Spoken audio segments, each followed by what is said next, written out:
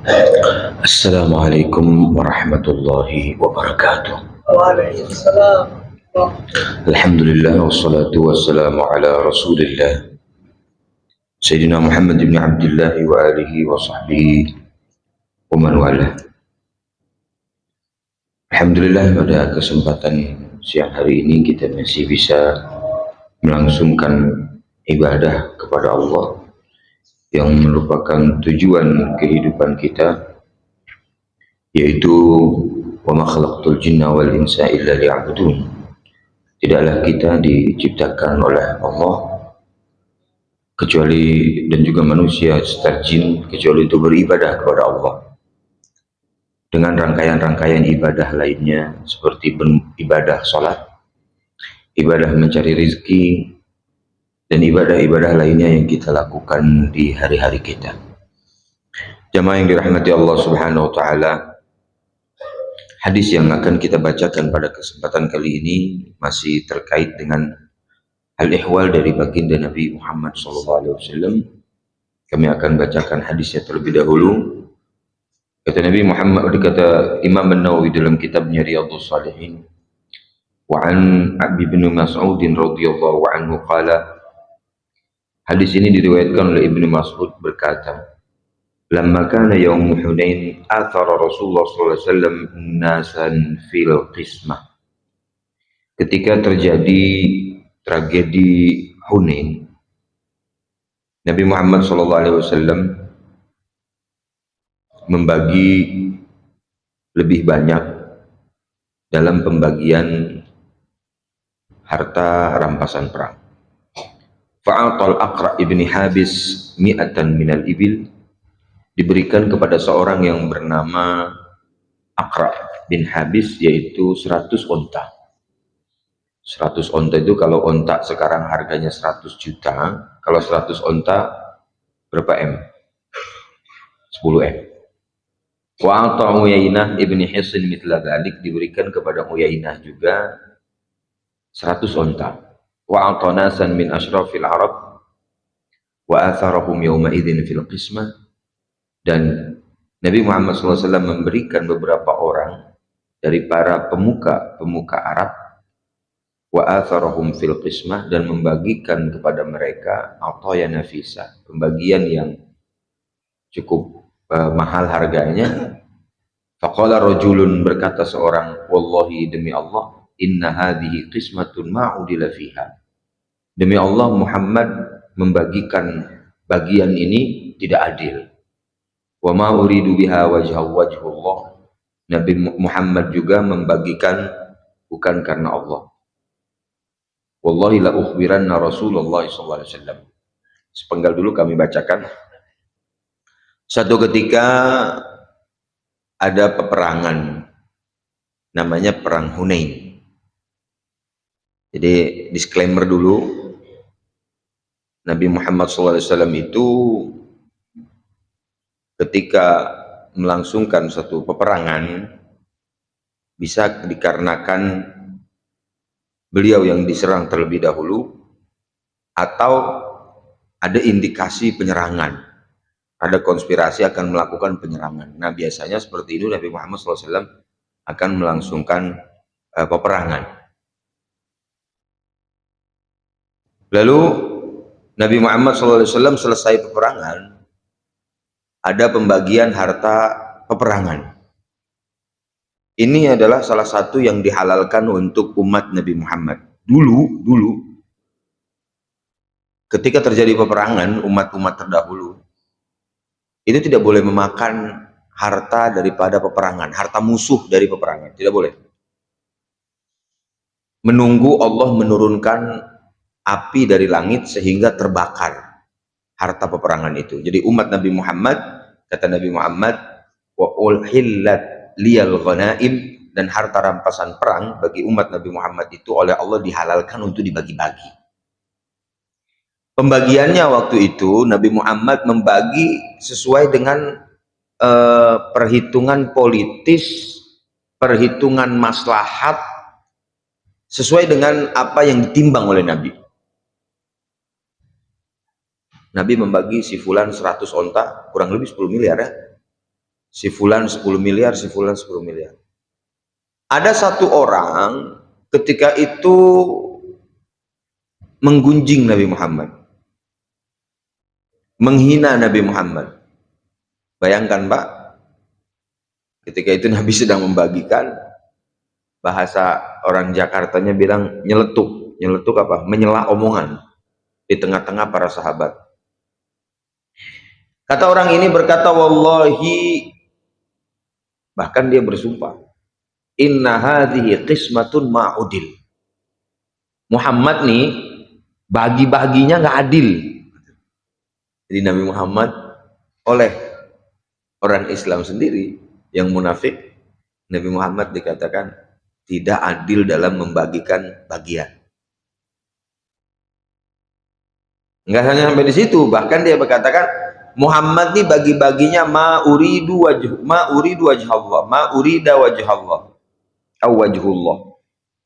Muhammad ini bagi-bagi harta rampasan perang nggak adil dan nggak ikhlas. Ini gunjingan yang Nabi dapatkan ketika membagi-bagi harta rampasan perang. Dalam agama Islam, harta rampasan yang dibagi-bagi sudah ada aturannya dalam ilmu fikih. Ini sekian, ini sekian, ini sekian, dan juga kemaslahatan pemimpin, presiden, kalau zaman sekarang, kalau zaman dulu adalah pemimpin-pemimpin sesuai dengan kondisinya waktu itu, dia membagikan sesuai dengan nilai-nilai strategis lah bahasa sekarang. Muhammad nggak adil nih, Muhammad bagi-baginya nggak adil. Bayangkan manusia yang paling mulia, manusia yang paling dicintai oleh Allah, manusia yang paling benar, dikatakan nggak adil bagi-baginya. Itu pun dalam kehidupan Pak. Kita udah bener banget, ada aja orang yang bilang kita nggak bener Pak. Kita benernya bener saja, masih saja ada orang yang menganggap kita itu salah. Maka keredoan manusia, harap dipandang oleh manusia, itu akan selalu cacat di hadapan orang yang membenci orang itu. Kalau orang sudah benci dengan seseorang, dorongannya adalah benci, yaitu hasud dalam hati. Orang itu berlaku benar pun akan dianggapnya salah. Apalagi melakukan kesalahan. Baginda Nabi Muhammad SAW sudah sepaling adilnya manusia, sepaling benarnya manusia, sepaling ikhlasnya manusia. Ada saja yang mengatakan, orang memprovokasi kaum munafikin, mengatakan Muhammad itu tidak adil dalam membagikan harta rampasan perang. Lalu apa kejadian selanjutnya? Fakultu, perawi ini mengatakan, wallahi la ukhbiranna Rasulullah sallallahu alaihi wasallam fataituhu fa akhbartuhu bima qala.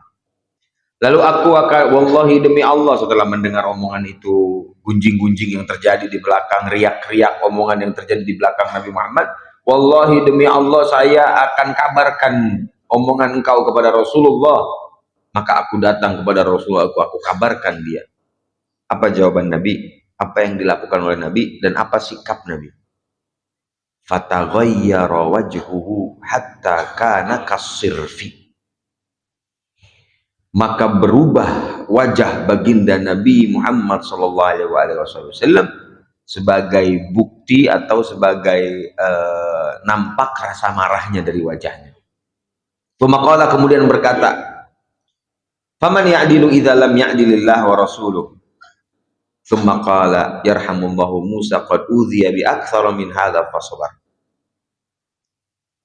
Nabi Muhammad SAW berkata, menjawab, ketika bulian itu terjadi, fitnah itu terjadi, Nabi Muhammad disampaikan oleh Abdullah bin Mas'ud, ya Rasulullah, saya dengar ada seorang sahabat, ada seorang mengatakan bahwasanya engkau tidak adil dalam membagi-bagi harta rampasan perang ini. Engkau itu membagikannya bukan karena Allah. Berubah wajah Nabi dalam kondisi marah. Nabi Muhammad SAW berkata, faman ya'dil, siapa yang bisa adil kalau saya tidak adil? Siapa yang adil kalau saya saja tidak adil? Artinya Nabi Muhammad SAW seolah-olah berkata, saya ini orang yang paling adil. Kalau saya tidak adil, bagaimana orang-orang lain? Bagaimana umat saya?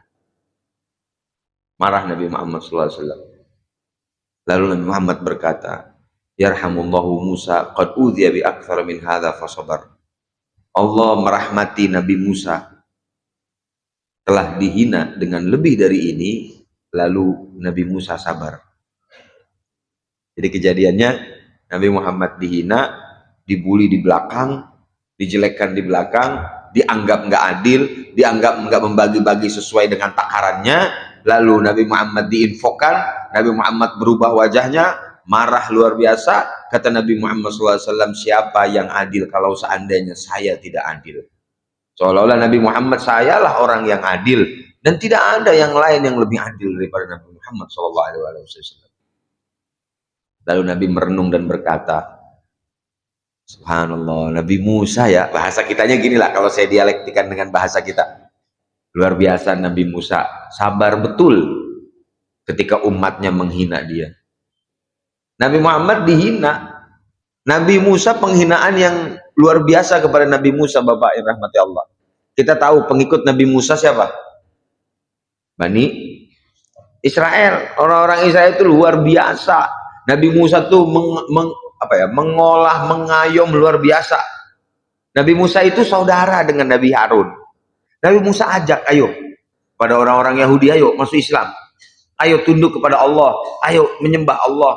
Tadinya mereka menyembah selain Allah Subhanahu Wa Taala. Ikut sedikit-sedikit di antara mereka. Datang ditekan oleh Firaun. Firaun menekan Bani Israel yang mengikut Nabi Musa. Seluruh perempuan yang sedang hamil dideteksi oleh Badan Intelijen Negara waktu itu. Badan intelijennya Firaun dicek, mana ada laki yang hamil, mana ada perempuan yang hamil melahirkan laki, bunuh. Allah Subhanahu Wa Taala punya takdir, punya skenario, semuanya itu dibunuh. Ketika ibunda Nabi Musa melahirkan, dialirkan ke Sungai Nil. Ternyata Sungai Nil itu masuk ke rumah di mana penguasa zaman itu yaitu Firaun. Masuk ke dalam rumah Nabi Musa, masuk ke rumah Firaun. Singkat ceritanya, malah justru Nabi Musa dirawat di rumah orang yang ingin membunuhnya, yang bakal nanti jadi musuhnya. Nabi Musa mulai mengajak orang-orang ke jalan Allah Subhanahu Wa Taala setelah dewasa. Nabi Musa alaihissalam ditekan oleh Firaun, diselamatkan oleh Allah Subhanahu Wa Taala beserta Bani Israel.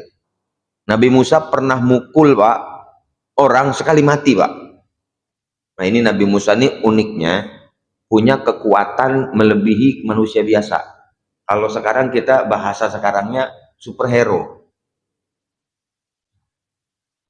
Ini satu-satunya nabi yang sanggup, maaf, nabok malaikat. Malaikat ditabok, Pak. Ada yang punya ilmu kanuragan apapun itu nggak ada yang sanggup, Pak, nabok. Apalagi yang ditabok malaikat maut, Pak. Pernah dengar nggak? Hadisnya sahih, ya kan? Ini menandakan kekuatan Nabi Musa. Nabi Musa alaihissalam pernah didatangi di akhir hayatnya itu dengan malaikat maut datang. Begitu mau dicabut nyawanya, Nabi Musa berkelit. Mau ngapain? Langsung ditangkap, ditabok itu malaikat. Ini benar kisah, hadis sahih. Naik langsung menghadap kepada Allah Subhanahu Wa Taala. Kata Allah Subhanahu Wa Taala, kenapa balik lagi? Karena bukan jadwalnya cabut nyawa Nabi Musa. Iya ya Allah, saya dipukul ini sama Musa. Kata Allah Subhanahu Wa Taala, turun lagi. Kasih tahu Musa, itu di karpet itu tempat beliau sholat yang terbuat dari bulu hewan, suruh meletakkan tangannya. Sisa bulunya itu sisa umurnya. Jadi tambahin umurnya Allah. Diriwayatkan bahwasanya kenapa Nabi Musa bisa memukul malaikat, karena malaikat itu kalau mau mencabut nyawa, kata ulama-ulama diantaranya Ibnu Hajar Al-Asqalani dan lain-lainnya, kalau mau mencabut nyawa Nabi harus izin dan harus lewat pintu, tidak boleh lewat jendela. Malaikat maut ini begitu masuk ke Nabi Musa lewat jendela, tidak lewat pintu masuknya. Karena ini beda kekasih Allah Subhanahu Wa Taala, Nabi. Semua Nabi seperti itu dicabutnya. Begitu datang, turun lagi. ngadep kepada Nabi Musa malaikat maut. Ada apa lagi? Habis dipukul. Dan saya diperintahkan oleh Allah untuk turun kembali. Kata Allah Subhanahu wa taala, wahai Musa, letakkanlah tangan engkau, telapak tangan engkau di tempat engkau ibadah itu yang ada bulu. Nah, yang tersisa bulu itu tambahan umur engkau.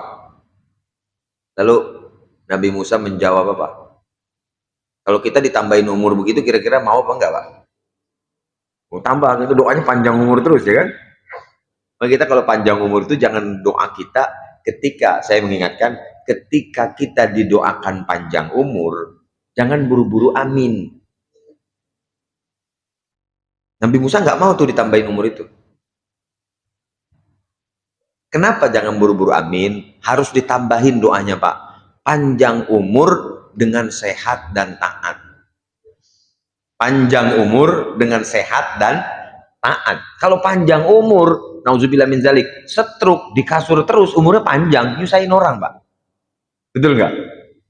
Panjang umur tapi tergoler di kasur, tergoler di rumah sakit, umurnya panjang, nggak mati-mati. Susah juga, Pak. Panjang umur tapi nggak taat, sehat sih sehat, tapi nggak taat, menumpuk dosa, memperlama stay orang itu nanti di neraka. Kan begitu. Masuk ke neraka ingin lama karena maksiatnya semakin banyak. Maka para ulama mengatakan kalau ingin doa panjang umur dibarengi dengan sehat dan taat. Panjang umurnya dan sehat dan taat, Pak. Jadi kalau jangan hanya sekedar panjang umur, sehat perlu, taat perlu. Kalau taat berarti menaikkan derajat kita di surga. Kalau umur kita panjang, kalau misalnya kesehatan kita bisa menikmati kehidupan dunia ini, maka dua unsur penting ketika dipanjangkan umurnya, sehat dan taat. Ya ditambahin ya, kalau doa ulang tahunnya ditambahin, Pak. Ditanya Nabi Musa, hai Musa, bulu-bulu yang tersisa, bulu itu banyak, Pak. Rambut kita aja kita nggak tahu berapa totalnya. Bulu yang ada di karpet itu disuruh dihitung. Nabi Musa menjawab, berapa ratus ribu lagi? Berapa ribu tahun lagi? Kata Nabi Musa, wahai malaikat, setelah itu, setelah kalau saya ditambah umur, apa? Mati juga? Ya mati juga, nggak ada ujungnya, mati juga. Kata Nabi Musa, ya kalau ujungnya mati juga mendingan sekarang wafatnya. Akhirnya Nabi Musa dicabut nyawanya. Yang kedua, kata ulama, semua nabi kalau mau dicabut nyawa izin dulu dalam bahasa protokolernya. Bahasa protokoler aja, bahasa adab aja. Wahai Nabi Muhammad juga begitu.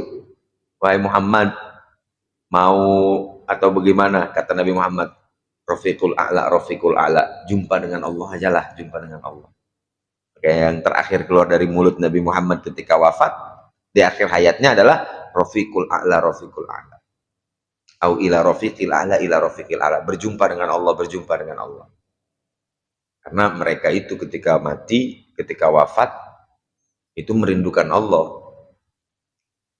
Kalau umumnya manusia takut untuk mati, tapi kalau para anbiya, para nabi solehin, orang-orang soleh itu berharap mati, karena mati itu adalah selesai tugas, selesai keletihan lagi, selesai tahajudnya, selesai begadangnya, selesai ibadahnya, selesai zikirnya. Maka mereka ingin istirahat, berjumpa dengan Allah Subhanahu wa taala dan rindu dengan Allah.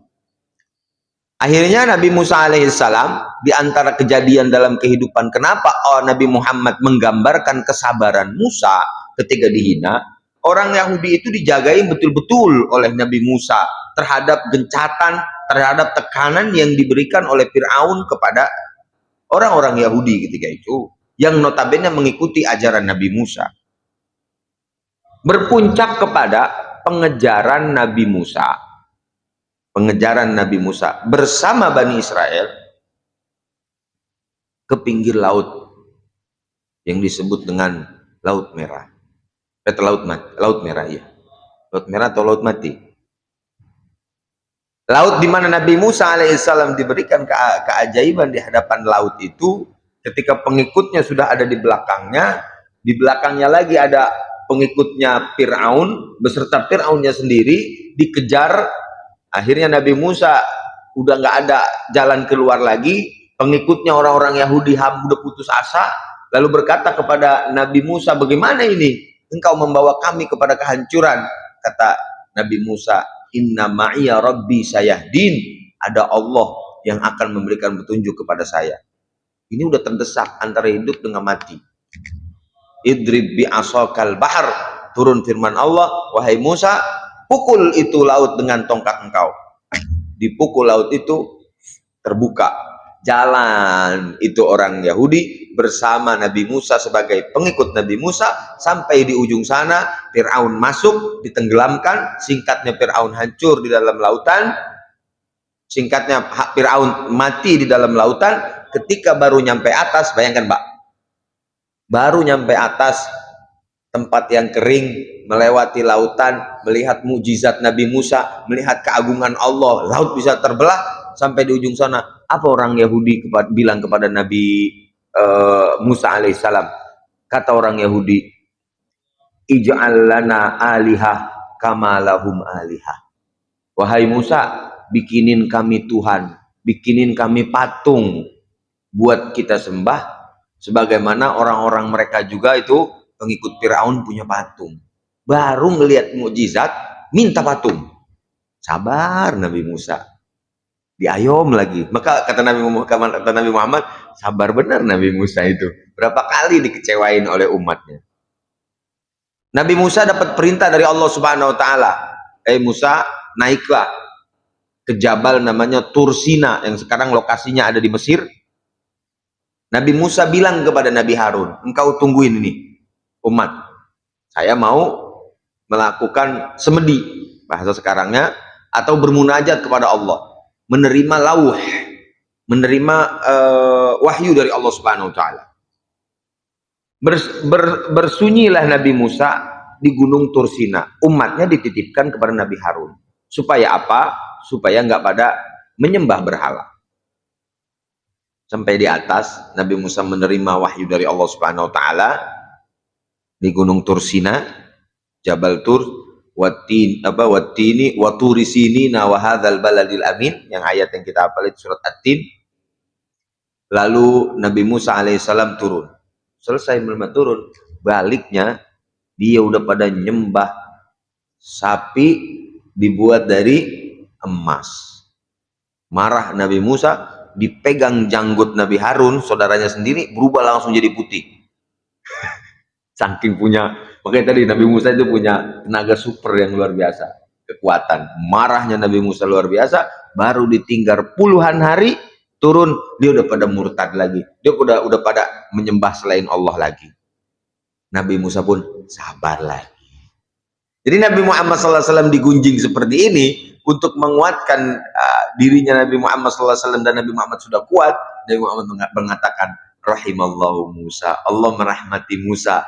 Dihina luar biasa, dihianati luar biasa oleh umatnya, tapi Nabi Musa tetap sabar untuk merawat umatnya. Begitulah ini sebagai kita sebagai umat Nabi Muhammad SAW melihat bagaimana melihat orang yang bermaksiat, melihat orang yang tergelincir bi'ainir rahmah, dengan pandangan kasih sayang, bukan dengan pandangan hinaan.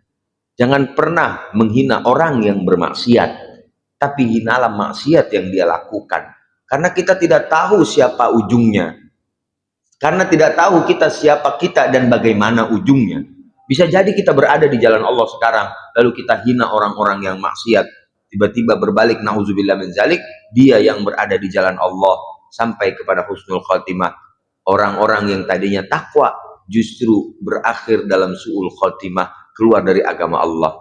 Itu agar kita bisa menekan emosi syahwat dalam hati kita, sehingga kita tidak pernah menghina seorang siapapun dari umat Nabi Muhammad sallallahu alaihi wasallam. Melihat umat dengan pandangan kasih sayang dan rahmat. Jemaah yang dirahmati Allah, faqultu, dalam hadis di akhirnya, la jarama an arfa'u ilaihi ba'daha haditsan muttafaqul alaih. Itu komentar hadis tentang hadis ini, yang mana Nabi Muhammad sallallahu alaihi wasallam dihina terkait apa yang dibagi-bagi. Begitu juga di dalam dunia pekerjaan, begitu juga di dalam dunia rumah tangga. Tidak mungkin semua orang ketika jabatan kita naik, ketika aset kita bertambah, tidak mungkin semua orang itu akan bahagia dengan apa yang dia lihat atas kemajuan kita, Pak.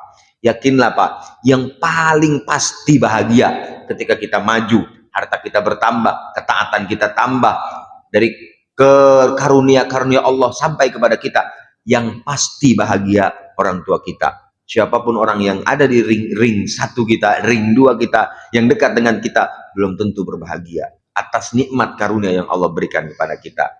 Maka janganlah buka pintu untuk hasud, buka pintu untuk orang membenci atas nikmat yang kita miliki.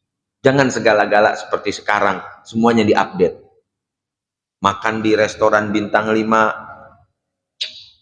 update. Orang yang ngelihat, aduh, ini utang aja belum dibayar, udah ini aja ini. Udah apa? Panggil lihat lagi, ini waduh. Hasud datang, Mbak. Datang nikmat rezeki, beli motor, diam, Mbak. Beli mobil, diam. Beli rumah, diam. Kita nikmati saja dengan keluarga kita atas nikmat yang Allah berikan. Tidak harus apa-apa yang Allah berikan kepada kita, kita ceritakan. Yang harusnya adalah kita syukuri atas karunia yang menghampiri hidup kita. Walaupun ada orang-orang mungkin yang dekat dengan kita, mereka kita tahu luar dalam kita, mereka sering membantu kita dan kita yakin mereka benar-benar sahabat kita, boleh kita ceritakan. Wa amma bi ni'mati rabbika fahadis. Adapun dengan nikmat Allah, maka ceritakanlah. Tapi berapa orang yang ketika kita ceritakan dia ikut bahagia, atau hanya berpura-pura bahagia atas karunia yang Allah Subhanahu wa taala berikan kepada kita. Itu yang pertama hikmah dari hadis ini. Di antaranya yang kedua adalah, Bapak-bapak yang dirahmati Allah Subhanahu wa taala, pembagian-pembagian yang sudah dibagi oleh Allah Subhanahu wa taala itu adalah merupakan bagian yang paling adil. Pembagian-pembagian yang diatur oleh Rasulullah itu adalah bagian yang paling adil. Contoh misal urusan warisan. Ini warisan ini bisa memecah belah, bisa memecah belah keluarga. Abang dengan adik pecah gara-gara warisan. Saudara dengan paman, dengan segala macam memecah belah warisan. Kalau semuanya dibagikan dengan cara dua, yang pertama bagi dengan tunduk kepada syariat Allah, yaitu berbagi dengan sesuai dengan konsep ilmu faraid. Yang kedua, atau membagi sesuai dengan keikhlasan dan keridhaan bersama-sama, itu pun tidak apa-apa. Maka pembagian apapun yang dibagi oleh Allah Subhanahu wa taala itu adalah bagian yang paling adil sesuai dengan apa yang diajarkan oleh Allah Subhanahu wa taala ataupun Rasulullah, walaupun mungkin barangkali kita tidak tahu sekarang apa hikmahnya. Faman ya'dilu idlam ya'dil. Rasulullah pemimpin yang paling adil. Tidak mungkin ada satu pemimpin di dunia ini tidak ada yang mengkritik.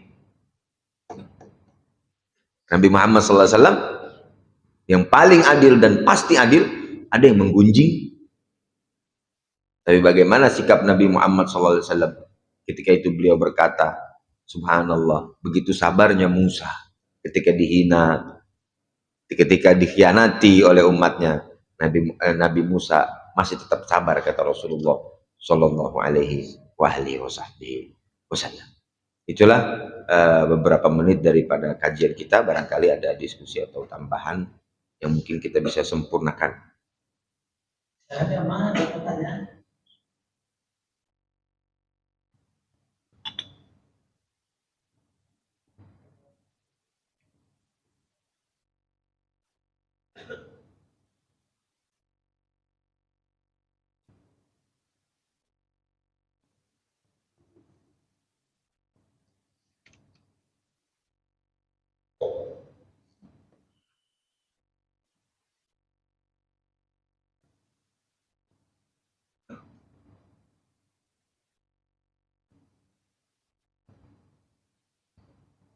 Jadi saya kalau dalam ilmu waris itu kan salah bagian waris. Nah, kalau dalam rangka pembagiannya, apakah kita akan juga dalam Al-Quran? Dalam apa? Dalam pembagian harta ghanimah. Itu apakah itu juga pembagian harta waris atau ada bagian-bagian yang dipakai? Untuk pembagian warisan memang sudah diatur. Untuk pembagian harta rampasan perang pun sudah diatur dalam ilmu fikih. Yang misalnya, yang kalau dulu ya, ini bicara dulu ya, yang naik kuda bagiannya lebih besar 2 kali lipat daripada yang berjalan kaki. Kalau sekarang berarti yang memiliki senjata, yang memiliki tank, untuk yang menaiki tank, seandainya itu milik sendiri, itu bagiannya lebih daripada yang biasa. Itu aturan-aturannya seperti itu. Walaupun nanti semuanya kembali kepada presiden, kepada pemimpin negara, bagaimana dia membagikannya ditinjau dari segi kemaslahatannya. Kemaslahatan apa? Kemaslahatan negaranya, misalnya barangnya menjadi disita oleh negara, atau dipegang oleh negara, atau dimanfaatkan oleh negara, seperti itu tidak apa-apa. Aturan umumnya ada, tapi garis-garis besarnya yang sudah diletakkan boleh ditinjau ulang oleh negara, karena itu terkait dengan fikih siasah ya, fikih politik ya, politik kemaslahatan negara. Bapak-bapak jamaah yang dirahmati Allah Subhanahu wa taala, bagian warisan misalnya, perempuan dapat setengah daripada bagian 1 laki-laki. Kalau laki-laki dapat 2, perempuan dapat 1. Tapi dalam beberapa kondisi, perempuan itu justru bagiannya di dalam warisan lebih banyak daripada laki-laki. Seolah-olah ada yang mengatakan kenapa kok laki-laki perempuan seolah-olah dihinakan di dalam agama Islam. Karena tanggung jawab laki-laki melebihi tanggung jawab perempuan. Ketika nikah, yang membayar mahar siapa? Gimana kalau kita rubah perempuan aja yang bayar mahar, supaya ada kesetaraan gender? Itu sudah bagi-bagiannya seperti itu. Sudah ada bagi-bagiannya, Pak. Kita dari uang serah-serahan dan segala macam. Memberikan infak, nafkah, kewajiban laki-laki, bukan kewajiban perempuan. Bahkan di dalam fikih, seandainya perempuannya kaya, suaminya miskin, maka istri tidak wajib mengeluarkan harta dari dirinya untuk menginfakkan keluarganya. Itu Pak aturannya, Pak.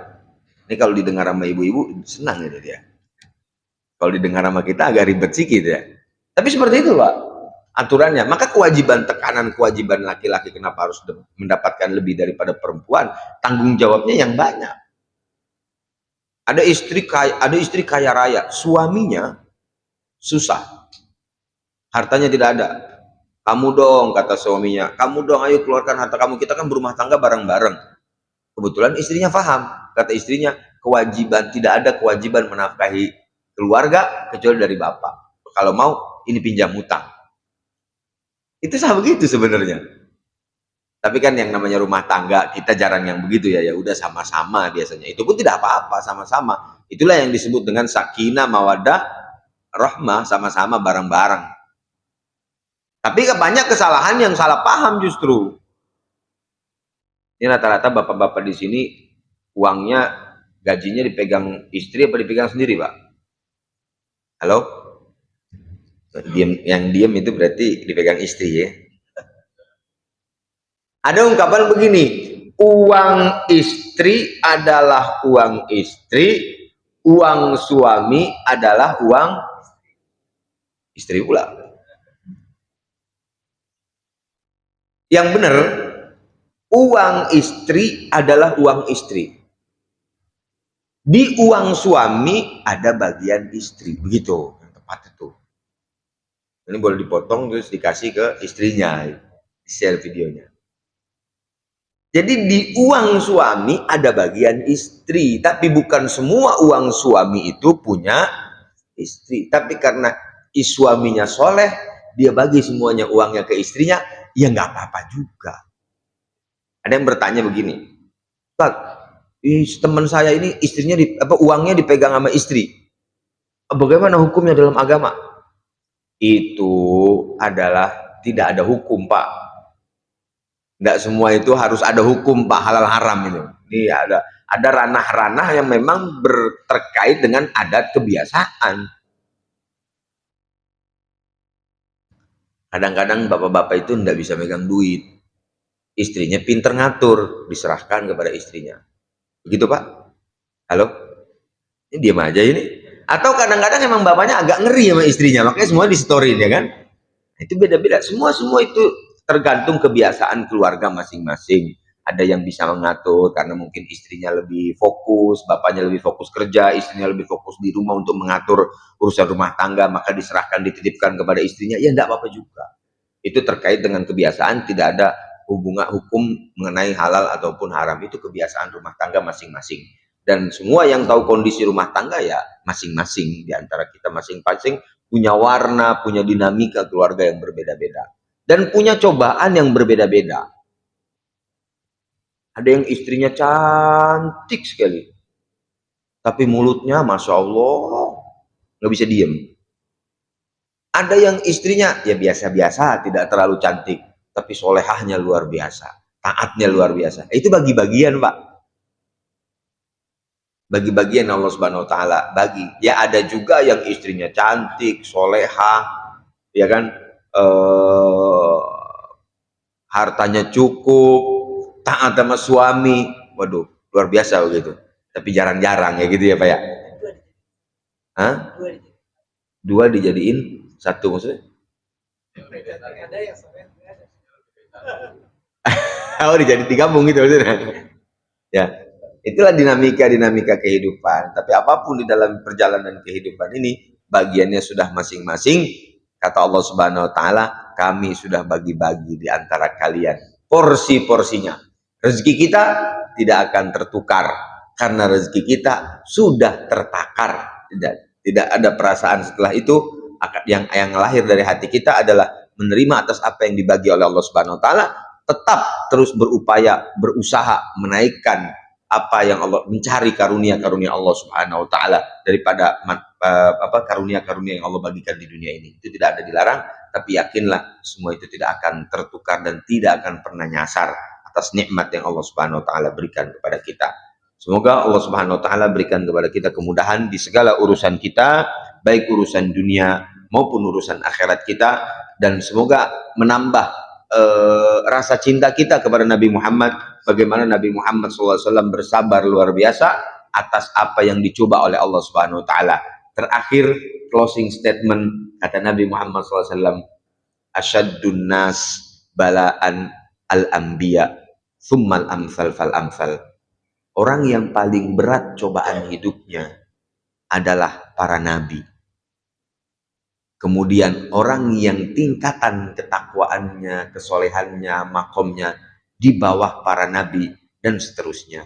Jangan anggap jika seandainya kita sudah berkata, mendeklar diri kita beriman, kemudian Allah tidak menimpa dengan cobaan.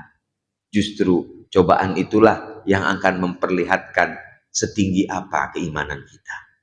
Maka bapak-bapak yang dirahmati Allah, mungkin ada yang terbesik di dalam pikirannya, saya sudah rajin sholat, kenapa masih dicoba? Saya sudah rajin sholat, kenapa seperti ini?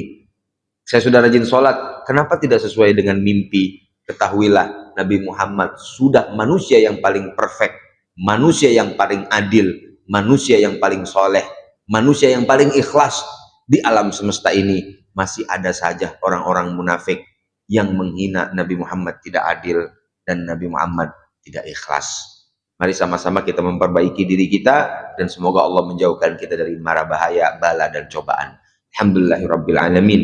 Allahumma shalli wa sallim ala sayyidina Muhammad. Allahumma ighfir dzunubana wastur uyubana. Allahumma adfa'annal bala wal waba wal ghala wal zalazil wal fitan wal mihan ma dhahara minha wa ma batan an baladina Indonesia khassah sairil budanil muslimina amma birahmatika ya arhamar rahimin. Ya Allah, jauhkanlah negara kami ini dari bala cobaan. Jauhkanlah bangsa kami ini dari kesulitan. Berikanlah saudara-saudara kami yang sedang tertimpa musibah, baik banjir maupun musibah lainnya di bagian negeri sana, ya Allah, ya Rabbal Alamin. Berikanlah mereka kesabaran. Berikanlah kepada mereka ganti yang lebih berlipat, ya Allah. baik ganti daripada urusan dunianya maupun ganti berbentuk pahala di akhirat. Ya Allah ya Rabbal Alamin, jauhkanlah kami daripada cobaan dan bala, berikanlah kami kemudahan dari segala urusan dunia dan akhirat kami. Rabbana atina fid dunya hasanah fil akhirati hasanah wa qina adzabannar. Wassallallahu ala sayyidina Muhammad walhamdulillahi rabbil alamin. Assalamualaikum warahmatullahi wabarakatuh.